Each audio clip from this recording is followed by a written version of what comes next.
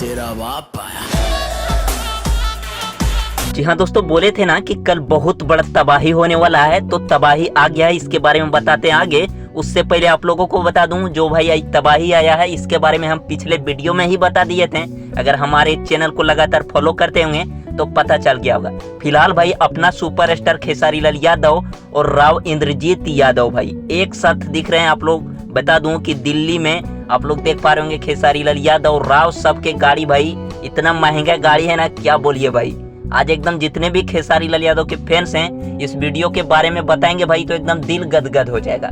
क्या होने वाला है उसके बारे में भी बताएंगे। उससे पहले भाई थोड़ा हंस लीजिए और खुशी मना लीजिए, उसके बाद बताते हैं। तो चलिए आप लोगों को जरा बता दूं कि होने क्या वाला है भाई।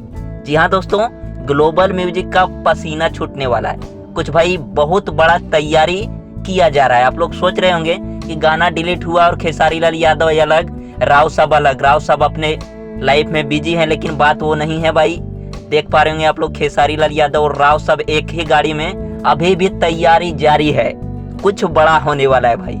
अब इसके बारे में बताएंगे पूरी नेक्स्ट वीडियो में पूरी डिटेल्स के साथ।